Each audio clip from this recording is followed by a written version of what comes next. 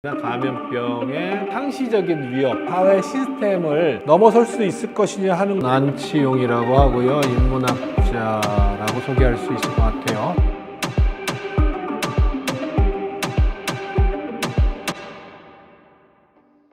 저는 안치용이라고 하고요. 요즘은 영화평론 열심히 하고 있습니다. 만나서 반갑습니다. 코로나19라는 현상은 전염병으로 보면은 한 세기 만에 나타나는 큰 사건이고, 흑사병이나 스페인 독감과 달리 인류 역사에서 어쩌면 가장 중요한 전환점으로 기록될 사건이로 저는 보고 있고, 많은 사람들도 동의할 거예요. 제일 유명한 전염병은 흑사병이죠. 흑사병이 유럽의 흑사병으로만 이제 알려져 있는데, 사실 흑사병은 팬데믹이었어요. 흑사병 시대에는 사람들이 전염병에 대한 또는 감염병에 대한 그 인지 수준이 낮았기 때문에 중요한 것들은 이 사람들이 전염병을 병으로 인식한다기보다는 재앙으로 인식한 거죠. 심판으로 인식하고 실체 파악, 팩트 파인딩 자체가 잘못되어 있었다고 볼 수 있죠. 그때는 스페인 독감 때 가면은 어느 정도 팩트 파인딩이 일어나요. 과학 기술도 그때는 어느 정도 생겼고, 스페인 독감 때도 마찬가지로 감염병으로 세계적 규모의 확산이 일어난 건 사실이지만, 당시에는 1차 세계대전이라는 사람들이 대규모로 모이는 그 인위적인 환경을 통해서 스페인 독감이 세계적인 규모로 확장이 됐다면, 우리가 직면하고 있는 코로나19는 이런 거죠. 우리가 생각하는 일상적이고 평균적이고 보통의 환경 자체가 팬데믹을 유발하는 근거가 됐다는 거. 이게 가장 큰 차이죠. 어떤 촘촘한 연결망 자체가 과거로 되돌릴 수는 없기 때문에, 그렇다고 한다면 바이러스라든지 세균 같은 것들은 일상적으로 보편적으로 존재하게 되는데, 그것들이 팬데믹으로 폭발하는 거는 언제나 확률과 기회의 문제가 되는 거죠. 이제는 달라지겠죠. 세상이 확 달라지는데, 촘촘한 연결망 자체를 되돌릴 수는 없기 때문에 촘촘한 연결망을 일시적으로 어떤 바이러스나 세균을 퇴치한 이후에 복원하게 되겠지만, 항상 그것들이 버블처럼 언제든지 터질 수 있는 환경이 일어날 것이어서, 우리는 언택트를 컨택트와 공존하는 세계를 모색하게 될 거라고 봐요. 근거로는 기후위기라든지 이런 것에 기인한 전염병이나 감염병의 상시적인 위협 이런 것도 있겠지만, 더 본질적인 것은 4차 산업혁명이 우리 인류를 기본적으로는 언택트의 삶으로 끌고 가고 있다는 거죠.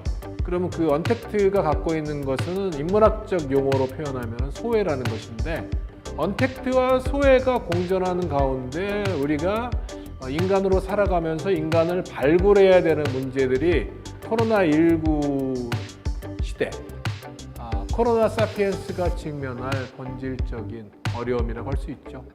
4차 산업혁명 중에 가장 큰 주제는 포스트 휴머니즘이에요. 그러니까 우리가 전혀 다른 종류의 인간으로 가게 될 거라는 거죠.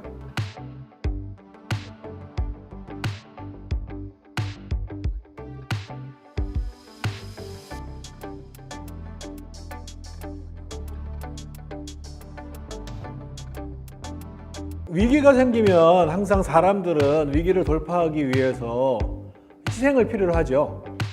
어떤 것들이 한계에 도달하고 넘어서거나 또는 위축되고 있을 때는 항상 뭔가 이 변화를 꾀하면서 희생을 필요로 하죠. 경제학적 용어로는 그거를 이제 비용이라고 하고요. 자본주의가 편리한 것은 이런 거죠. 그러니까 희생을 비용으로 표시할 수 있다는 거죠. 희생이 되고 또는 비용 처리되는 것들은 항상 그 한계선상에 있는 사람들. 흑사병 때도 그랬죠. 흑사병 때 가난뱅이들이 다 사라져서 좋았다는 이런 기록들이 있어요. 그러니까 힘없고 가난하고 그다음에 권력을 갖지 못한 사람들이 항상 위기 국면에서는 정리돼요.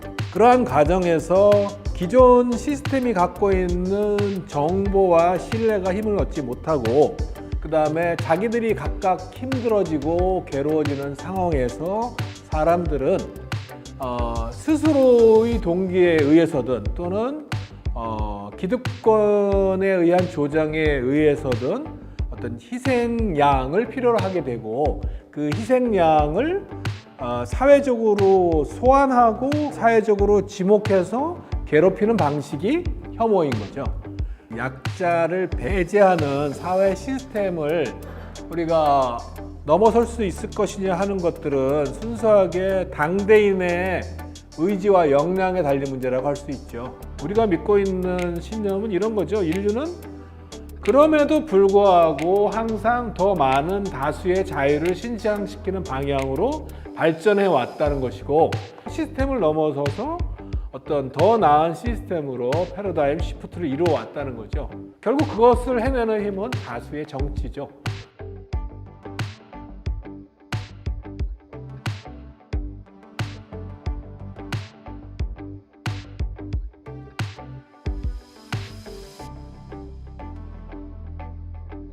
이제 우리가 어떤 사회가 되느냐는 우리가 어떤 사회를 요구하고 어떤 사회를 위해서 분투하냐에 따라 달린 것이지, 자연스럽게 우리가 어떤 사회로 갈 거라고 주장할 수는 없고요. 예측할 수도 없고, 모든 전문가나 지식인들이 하는 예측이라는 건 다 가능성들을 얘기하는 거죠. 우리가 그 가능성에 맞춰서 어떻게 분투하도록 격리하느냐의 문제인 것이죠. 흑사병 시절이나 스페인 독감 때와 다르게 우리는 조금 더 다양한 형태의 토론과 공론의 장을 만들 수 있고요. 그다음에 우리는 또 오프라인에서 광화문에 100만 명이 모일 수 있는 어떤 시민의식을 갖고 있기 때문에 그러한 오프라인에 각성된 힘, 역동성과 언택트로 새롭게 발굴되고 있는 소규모의 다양한 공론의 장들을 통해서 올바른 것, 가치 있는 것들을 계속 걸러내려고 노력을 하는 기회들이 많아지고 있다. 이런 것들은 좀 긍정적으로 판단할 수 있는 요소이죠.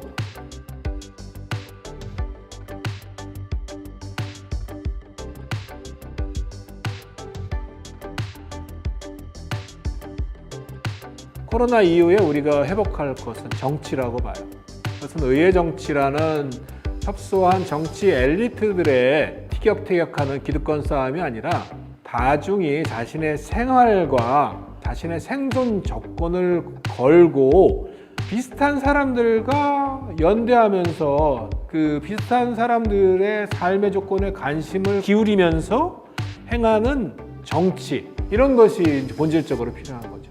코로나 이후에 사회를 가늘 향배는 정치라고 저는 단언할 수 있어요.